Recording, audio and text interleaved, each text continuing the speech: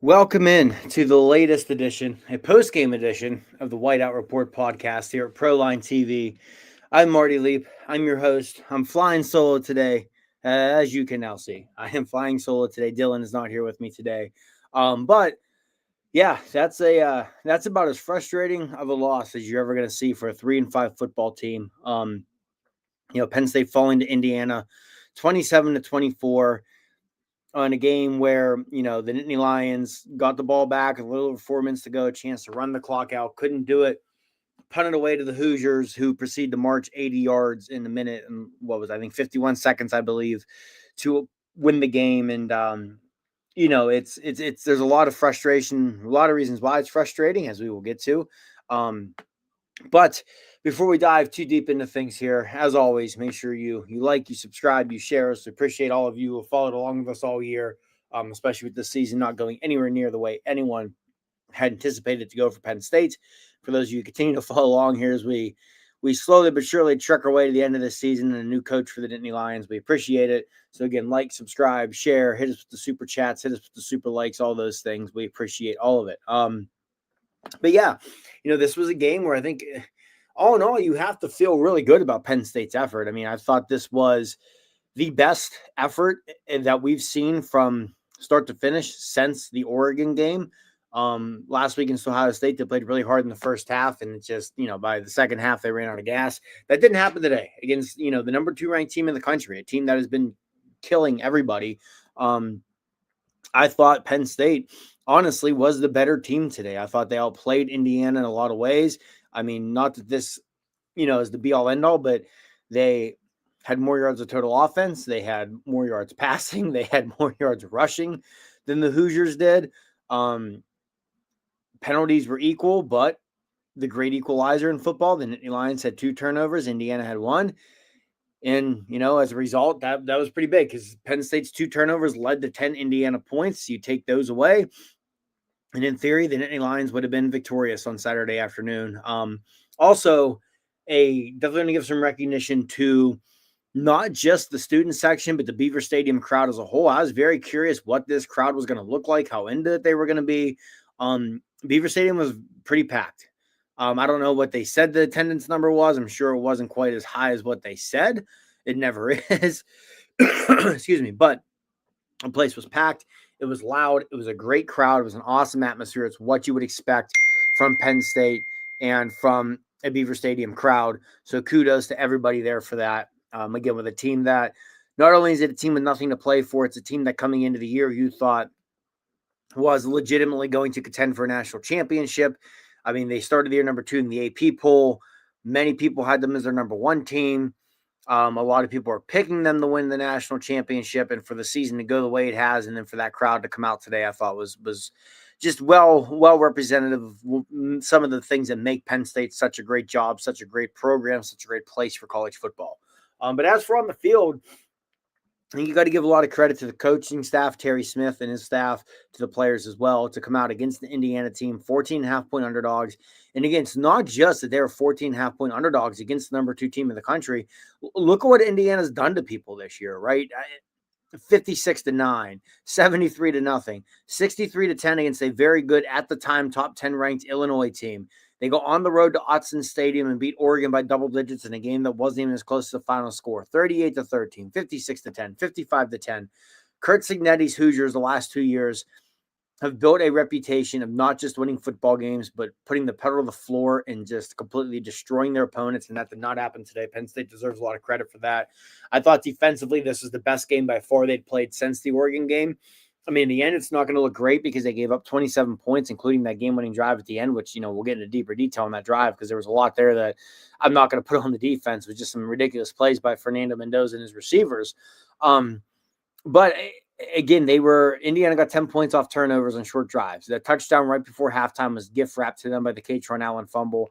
The defense definitely played better than the final box score. And even then, against one of the best offenses in the country, they held the Hoosiers to only 3.5 yards per rush. They held them to just 326 yards of total offense. They're able to force a turnover in this game, which is something Indiana does not do very often, is turn the football over. and they were still able to force a turnover today against the Hoosiers. So, I mean, I thought, again, in my opinion, as a whole, this was the best game from the defense since the Oregon game, where, that game ended in a lot of frustration. But the reason Penn State nearly pulled it out in overtime was because the defense fought their tails off and kept them in it. I mean, Indiana was averaging over 9 yards per play coming into the game, averaged only 5.2. I thought Jim Knowles' defense was great. I thought the defensive line, excuse me, I would argue this was far and away the best game of the season for the defensive line. Maybe they looked better and had better stats in some of their non-conference games, but you got to factor in the opponent to go against the number 2 team in the country. And I mean, Zane Durant, for the first time all year, looked like Zane Durant. Denied Dennis Sutton was making plays all over the place. Uriah Fisher finished with 1.5 tackles for a loss. I mean, Dennis Sutton's one where if you look at the box score, 4 tackles, a sack, and a tackle for a loss. He played much better than that. This was the denied Dennis Sutton we saw in the postseason last year, who nearly helped carry Penn State to a national championship game. No, this was the denied Dennis Sutton I think people were hoping to see more of this year that we have not seen much of. He was tremendous today. I thought the young defensive lineman as well. True freshman Yvonne Kemajo was a guy you just kept seeing in on plays. On Indiana's final drive on the 1st and goal, Kemajo bats the pass down. Xavier Gilliam, excuse me, I apologize. Xavier Gilliam, redshirt freshman defensive tackle, I thought was tremendous today as well. And Uriah Fisher, I think this was the best game he's played all year, was constantly in the backfield. On Indiana's final drive, the play after the sack by Durant that started the drive, Fisher probably should have drawn a holding call that, may have really changed where that drive and in turn where this game goes. I thought he was tremendous. So tip of the cap to those guys. But I think for Penn State, the real story coming out of this one in terms of players has to be Ethan Grunkemeyer. Third start, as Gus Johnson put it on the telecast, baptism by fire for the redshirt freshman, right? He's first career start at Kinnick Stadium at night, second career start at Columbus against Ohio State, obviously, and then this start home against Indiana. So his first 3 starts, 2 were on the road, all 3 of them against teams currently ranked in the top 20, including against teams currently ranked number 1 and number 2. This was by far the best he's looked. And one thing that Dylan and I have come on here and talked about, we talked about after the Iowa game, we talked about it after the Ohio State game. He's played with a little bit of fearlessness that I think at times Drew Allard didn't have. He's pushing the ball down the field, trying to force it into windows, trying to give his receiver a chance to make plays. And we saw that at times today, right? Grunk 22 of 31, 219, a touchdown, an interception, which wasn't totally on him. I mean, it wasn't a great throw, but it hit Kyron Hudson kind of in the hands and the shoulder, batted up in the air. It was a goofy ball that Indiana came down with. And we saw the explosiveness there from the passing game that we had. And Kobe Howard, the true freshman, who all offseason, all through the summer, all through camp, we heard was making plays, was impressing, and then we never saw him. We never saw him until the Iowa game, and he started to become a bigger part of the offense. He had 3 catches today, averaging 14 yards a catch. Trevor Pena, probably his best game as a Nittany Lion, averaged 16.5 yards a catch with 6 for 99. In all, Penn State have 4 pass plays of 20-plus yards, and including an additional one, which was the 19-yard touchdown pass to Nick Singleton. So 4 of 20-plus, 5 of 19-plus, something we just have not seen a lot of out of this passing game in recent years. So it was good to see today. And again, I think Ethan Grunkemeyer, not afraid to push the ball, not afraid to give his receivers a chance to make a play. And we saw that again today. A lot of moxie from Grunkemeyer, a lot of trusting his skill. I don't know if Ethan Grunkemeyer is at Penn State next year. Really, with this roster, you don't know where any of these guys are going to be. But I am confident, and I have been confident in this since he was recruited. I liked Ethan Grunkemeyer coming out of high school a lot. Consensus 4-star guy, top 100 recruited, a lot of recruiting services. I am confident that wherever he's at in 2026 and beyond, he's going to be a very good quarterback at the power forward level, whether that's at Penn State or not. But he continues to just grow leaps and bounds with each start. I thought today, again, by far his best. His pocket presence was another thing that really impressed me today. He kind of felt it well. He knew when to step up in the pocket. He knew when to use his feet to move around, extend a play. I mean, if you look at the stats, he finished with 4 carries for -2 yards due to sacks. but there was a lot of times he used his feet to extend plays in the passing game, step up in the pocket, good pocket presence, good footwork, all of that on Grunkemeier's end. A real tip of the cap to him. Excuse me for that. And then I mentioned Nick Singleton briefly due to his touchdown catch. By far the best game of the year from Singleton as well. 10 carries, 71 yards, along a 59. 2 rushing touchdowns, caught a third. He's now 2 touchdowns behind Saquon Barkley for the school record for career touchdowns by a non-quarterback. He's at 51. Saquon finished his career 53. Obviously, got to put the caveat in there. Saquon did that in 3 years, where Singleton's done it in 4. But A, that's not a knock on Nick Singleton by any means, and B, just kind of goes to show again that Saquon Barkley was truly a generational talent, and you could make the argument the best player in the history of the program. But that'll be something to watch the rest of the way. Is Singleton's going to break the record, especially in a season like this where you don't have anything left to play for other than trying to get to 500 these next 3 games, finish 6-6. As a coaching staff, you're going to make that a point of emphasis moving forward. Hey, Nick needs 3 scores here to break the record. Let's make sure he gets there. But really, it was good to see Nick Singleton play that way. It was fun to see Nick Singleton play that way. When he's explosive as he was today, he can be a really fun player. We saw it in the kick return as well. Averaged 25 yards a return, had a long of 33 that set up a Penn State score. So Nick Singleton today, if this is the version of Nick Singleton Penn State gets these last 3 games, they're going to be pretty happy. And Singleton will as well with what it will do for his draft stock to get him right back into the mix of being one of the top backs off the board this April in the NFL draft. But yeah, again, frustrating loss for Penn State, 27-24 in the loss against Indiana, in a game that quite honestly probably should have been an in-line victory. They just couldn't finish, and it's one of those where you change the coach, you can't change the team kind of deals, right? You took Penn State out of James Franklin. You can't take the James Franklin out of Penn State, if we're going to put it. This was a game they had a chance to finish it off. They didn't. That final drive, which we'll get into here in a second, very frustrating for Penn State fans, players, coaches, etc., to watch it unfold. But yeah, before we get in the final drive, once again, thank you for being here with us at the Whiteout Report podcast or post-game show. As you can see, I'm flying solo today, Marty Leap. No Dylan with me. So at times, if it seems like I'm rambling incoherently to myself, it's because in a lot of ways I am. But again, like, share, subscribe, give us a super chats, super likes, all that good stuff.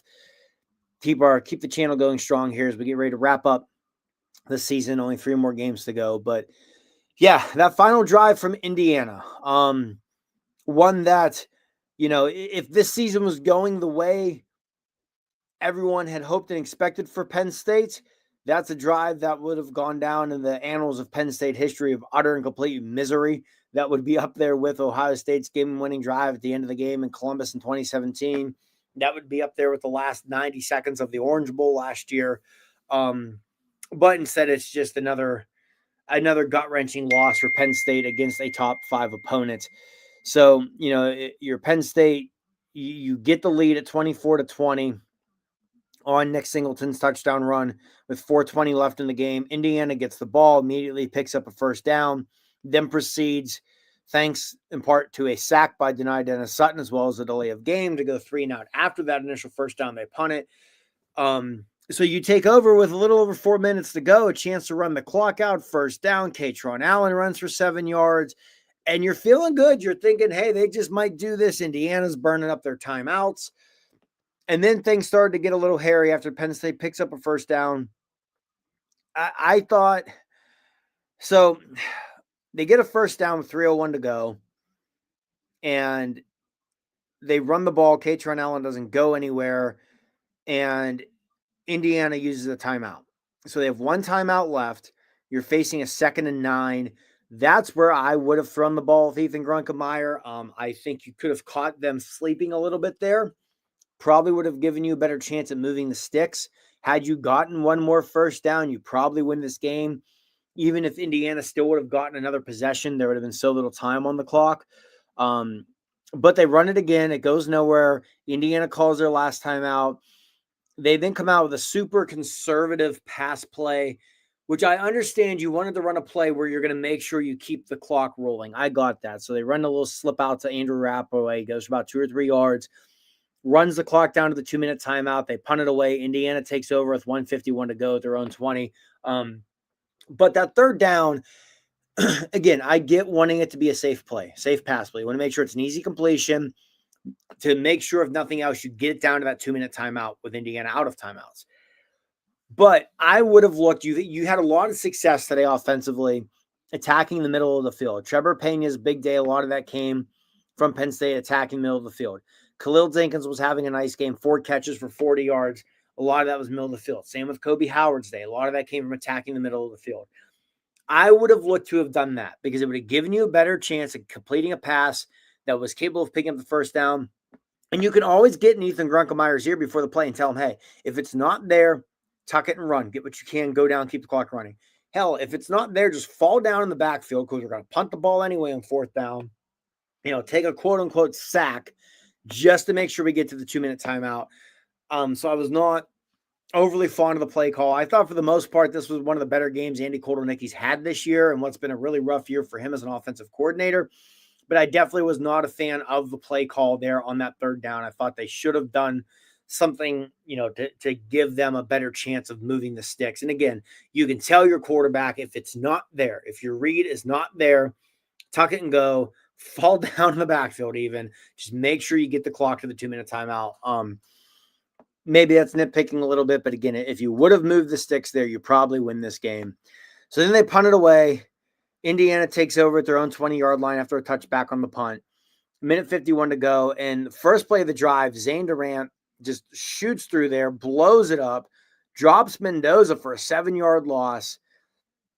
And you're thinking, hey, they're going to do this. They're actually going to do this. Well, Indiana, to their credit, having the resolve of a championship team, Fernando Mendoza, starting with this play on this drive, may have solidified himself as the Heisman frontrunner coming out of today. Steps up in the pocket, fires a missile for a 22-yard gain to Omar Cooper Jr., moves the sticks, really settles things down for Indiana. I mean, at that point, after the Durant sack, Penn State has all the momentum. Again, Indiana's facing a 2nd and 17 from their own 13-yard line, needing to go 87 yards in 1:50. Beaver Stadium crowd is ready to erupt. I mean, it's going nuts. And again, just the resolve, that championship mantle of mentality of this Indiana team of Fernando Mendoza makes a great throw to Omar Cooper Jr., who kudos to him because he took a hit from Zakee Wheatley on the play and held on to the ball, moves the sticks. Also, want to give a tip of the cap to Zakee Wheatley, who it's flown under the radar because of the way the season has gone, especially for the defense. Zakee Wheatley, in what has turned into has to be a miserable final season of college football for him, has played extremely well. He continued to play extremely well today. So just, tip of the cap to Wheatley for putting together a tremendous season and what has been a very challenging one for him this year. Anyway, they make that pass, 22 yards. They get the first down. They spike the ball, 12 yards, get another first down. And this is where you start to see Indiana then really make some plays. There's a pass down the sidelines on, I think it was a play or two after that spike for about a 20-yard game where Mendoza lobbed it up and gave Charlie Becker, who just terrorized Penn State today. Charlie Becker, who Indiana needed receivers to step up due to injuries. Becker coming into the day had just not been a part of the offense at all. The sophomore, and he goes off for 7 catches, 157 and a touchdown, including some ridiculous catches, including that one on the sidelines on that final drive. While Davian Collins had tremendous coverage, and this was not the first time today where Davian Collins was in great coverage. And Becker went up and made a play. And, some of it just shows the difference between where Indiana's at right now, where Penn State's at, because for 2 years plus now, you've been sitting here pounding the table, screaming for Penn State receivers to just go make a play. And Indiana digging down the depth chart of receiver, their receivers made plays. And that was part of it. None was bigger. And then we'll get to the catch in the back of the end zone by Omar Cooper to put the game away. But Even when Indiana got down to 1st and goal, Penn State's defense kept fighting. I mentioned earlier, 1st down, Yvonne Kemajo bats the pass down. 2nd down, Mendoza gets hit by King Mack as he throws it, nearly wound up a fumble, and it flutters incomplete. Then on 3rd and goal again, Penn State brings pressure, and people might question. I was texting a friend of mine back and forth on this, and I said I keep bringing the pressure because if you're bringing pressure, you're getting in Mendoza's face, you're rushing his throws. He hadn't been great under pressure on that drive really much of the game. I would take my chances, and Jim Knowles took his chances, and the pressure was getting home. And then on 3rd and goal, again, was Zakee Wheatley had a really strong game. He could not have played it better. He is all over Omar Cooper, goes to give him a push towards the back line of the end zone. Watching it live, I thought his left foot landed out of bounds before the right foot came down inbounds. They replayed it. It didn't. It was his right foot came down inbounds a millisecond for the left foot land on the back line, which would have killed the play, made it incomplete. Just the ability for Omar Cooper to extend, go get the ball as he's falling out of the back of the end zone. One of the best safeties in the Big Ten, draped all over him in coverage on a 3rd and goal with 45 seconds to go and your team trailing by 4. You factor all of that together, and that's going to be one of the best catches you see all season. It's one of the best catches I've seen in a long time. Probably one of the best, end back of the end zone, sideline, however you want to put it, catches I've ever seen when you take into consideration everything else that was going on around the play. And it just, again, kind of epitomizes the difference between where these programs are at right now. When Indiana had to have a play, they got it. Even with Penn State's defense, getting him in Mendoza's face, pressuring him, hitting him around, their best defensive back in tremendous coverage, and Indiana went and made a play, which is something Penn State receivers have not done in 3 years. So they make the play, they make the catch, they take the lead with 45 seconds to go. And even then, Penn State still had a chance. They were only down by 3. Indiana squibs the kickoff, which I understood because Nick Singleton was having his best game of the season. He'd almost burned Indiana once on a kick return. So after they squib it, Keon Wiley falls on it. Penn State takes over the 36-yard line. Grunkemeyer eventually hits Trevor Pena for a gain. They get a offside penalty on Indiana. So they're able to get it to the plus side of the 50. They're able to get it up to the Indiana 48. But one thing I didn't like, and, I'm not going to harp on Terry Smith too much about coaching decisions because, again, he's an interim coach, but when Penn State had a 3rd and 5 at the 41 with 35 seconds left, and they hit a 6-yard pass, and they called their last timeout, I wouldn't have used my last timeout there because the clock was stopped. Again, it was a 6-yard gain, so you didn't have to go far to get on the ball and spike it and kill the clock. That's what I would have done, and that would have opened up the playbook a lot more as you're looking to get into field goal range, especially, again, on a day where your most successful passes, your best plays in the passing game, were exploiting the middle of the field, where Indiana's linebackers, who Dylan and I raved about on the previous show on Wednesday night, so tip of the cap to Penn State for being able to do this. Indiana's linebackers were struggling in the middle of the field on pass coverage today, and had you still had that timeout in your back pocket, you could have looked for one of those quick hitters across the middle to Dinkins, to Kobe Howard, to Trevor Pena, whoever it had been, for 12, 15, 16 yards. At that point, you're in field goal range. You're at least going to give Ryan Barker a chance to tie this thing.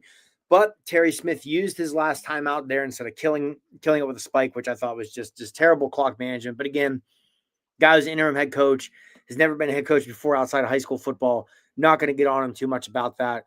And then after that timeout, they tried the deep pass down the sideline to Kyron Hudson, which I think the only reason they even tried it was they knew it was a free play because Indiana was offsides. Then there's a play that Ethan Grunkemeyer is going to be kicking himself over. He had Devontae Ross wide open down the left sideline. And, Ross is standing at about the Indiana 20, just wide open. There was not a Hoosier on the TV screen yet. So if Ross catches it, they're going to be easily in field goal range, chip shot range for Ryan Barker, and would have given yourself, a chance for a shot or two to the end zone to try and win it before attempting the field goal. I'm not sure if Grunkemeyer rushed the throw, didn't set his feet, what it was, but he overthrows Ross pretty badly. Falls incomplete. Then the next play, out of timeouts, with I think it was 9 seconds left. Grunkemeyer rolls to his left. It was almost like they're trying to set up an option type play to Nicholas Singleton. Grunkemeyer goes to throw it to Singleton, though. He throws it backwards, so it winds up a fumble. Goes out of bounds 3 yards behind, and they have to throw the Hail Mary, and the Hail Mary falls incomplete. So, again, it was a very frustrating loss for Penn State. But